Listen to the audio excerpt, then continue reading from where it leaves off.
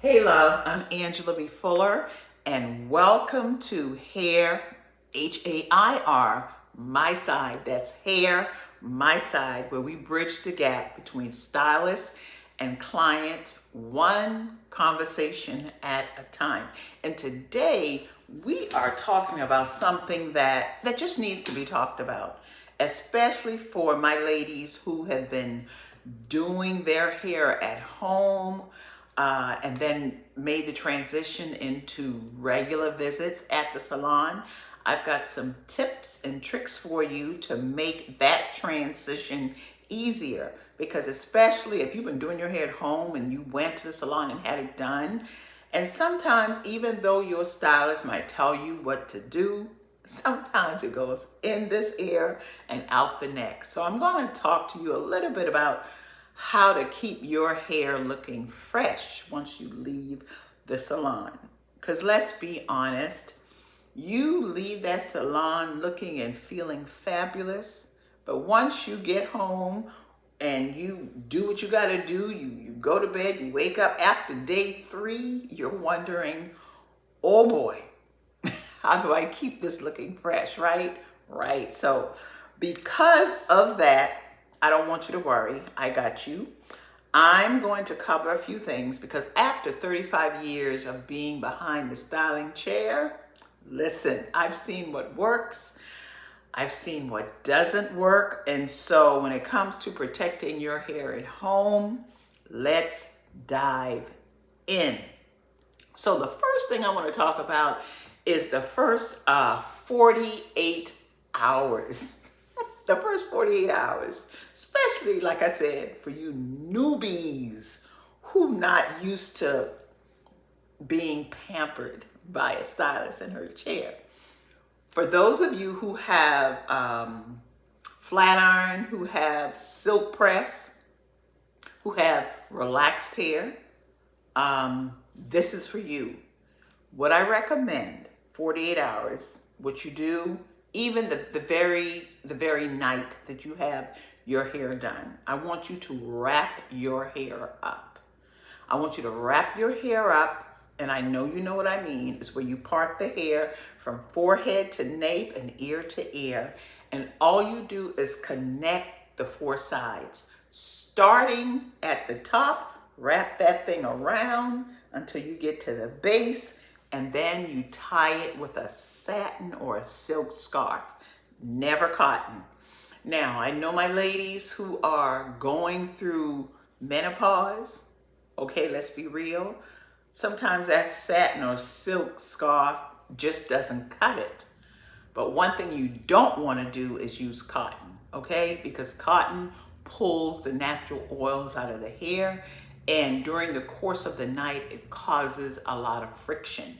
So even if you don't want a scarf, you can always purchase a bonnet. Purchase a bonnet, wrap your hair up really, really close, and then you could put clips in it and then sleep with a bonnet. The idea is to contain that hair overnight so your hair is not all over the place. And absolutely don't go to bed with nothing on your hair, no type of wrap, and sleeping on a pillowcase, a cotton pillowcase. That is totally unacceptable. And when you are wrapping your hair, you start with a wide tooth comb, because you want that comb to be able to glide through that hair. And also when you want to tighten that wrap up and have it close to your head, I recommend a boar bristle brush, because it helps, moves the natural oils through the hair. It's gentle on the hair. It allows shine to come up, that natural oils. It gives it shine, that boar bristle. When you're brushing it, you absolutely don't want to use a plastic brush that has bristles sharp enough to cut you, because what it's doing is lifting your cuticles.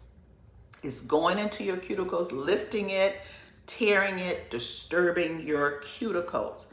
And that is what you don't want to do, okay? So use a wide tooth comb to gently comb the hair and follow with a boar bristle brush to make sure all of your strands are in place and going in the same direction.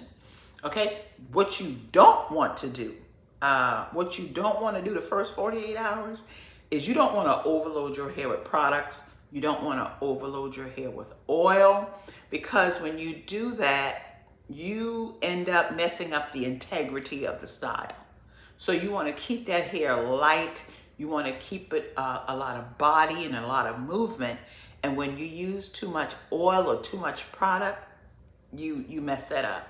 So understand that your stylist has prepped your hair, okay? And she styled it. And so you want to duplicate that the next morning. You want that hair to be able to breathe. You want it to breathe again. And so remember what I said, no cotton pillowcase, satin or silk. Got that? Okay, good. Let's move on to the next point. Because a lot of individuals, especially women who have always had natural hair, worn their hair in the natural state, like I have mine, you know, we just go to bed on our satin pillowcase and we wake up and do a little shush and we done. But for those of you who have gone back to relaxes or you have natural hair and you're doing the silk press, this is for you. I'm trying to make your home maintenance simple. So what you don't want to do is use any type of moistened conditioner on your hair. You know what I mean? Because what it's going to do is going to cause that silkiness to revert back to your natural, beautiful curl pattern. So you want to avoid any type of leave-in conditioner. Another thing you want to be careful about is using alcohol-based spritz or alcohol-based hairspray. You can use a little bit of light oil for sheen, but make sure that it's very, very, very light oil, because you want to keep that hair you want to keep that hair separate. You want to allow the flow to be in that hair. Let's be real. Not everyone gets to sit in a stylist chair every 2 weeks. Some of you are doing your hair at home. And then there are some of you who you're just seeking old school professional hair care advice.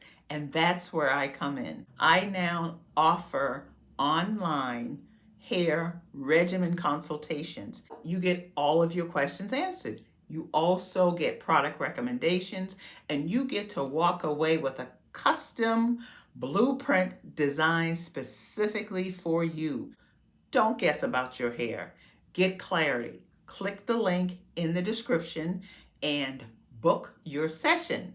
Now, let's get back to the conversation. And the other thing, a lot of times you are, you want to you're tempted to re-silk in the hair.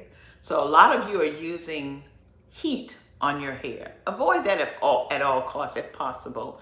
And if you do after leaving the salon, then you want to put some form of heat protection on your hair before you pull out that flat iron or that curling iron. Just think of heat protection as sunscreen for the hair. And you want to keep that heat on low as possible before you put it on your hair. If you are wanting to like refresh your curls, there are things you can do at night. You can pin curl your hair, or you can put foam rollers in your hair. You could also put a little bit of a light serum on your hair to refresh that hair, to reboot that hair. And another thing, for those of you who are exercising, and you know when you're exercising, you sweat. This is what I recommend. When you go to the gym or when you're walking, exercising your body, all you have to do is wrap that hair up. Wrap it up, put your satin or silk scarf on, go for your walk, do your exercise, and don't release the hair right away. Take your shower with your hair wrapped up with your satin or silk scarf, okay?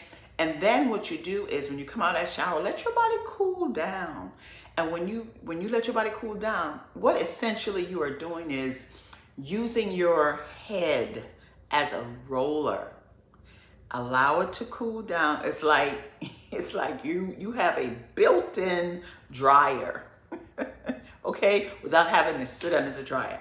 Keep that hair wrapped, allow it to cool, and then blow it with a cool dryer, and then unwrap that hair, and then let that hair down. You'd be surprised how it just causes that hair to spring back up.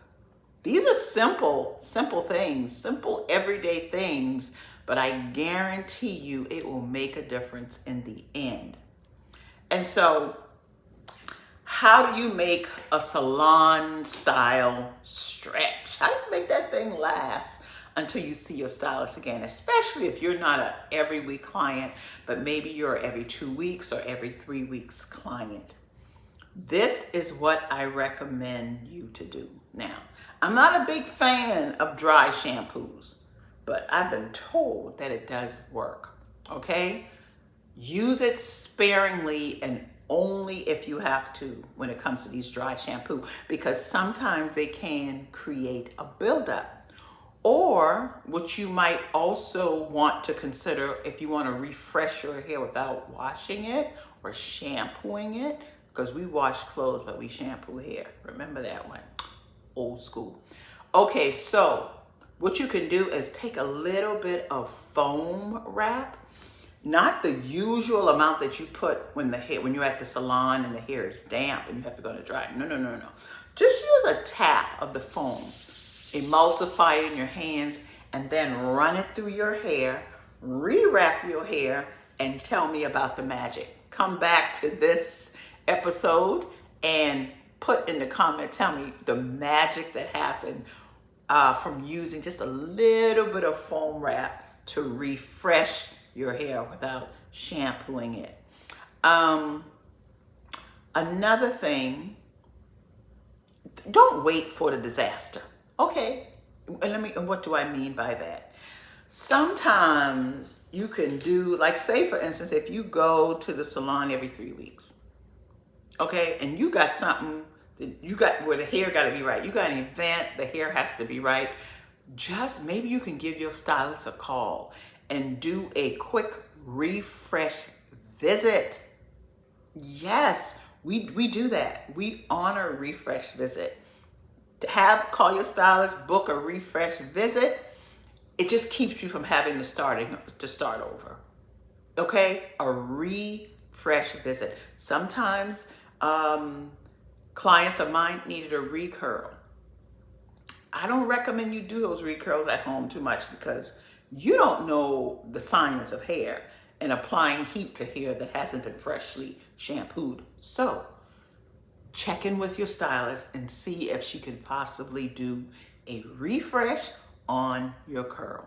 It'll save your hair and it might save you a few dollars because it's not like paying for a full redo.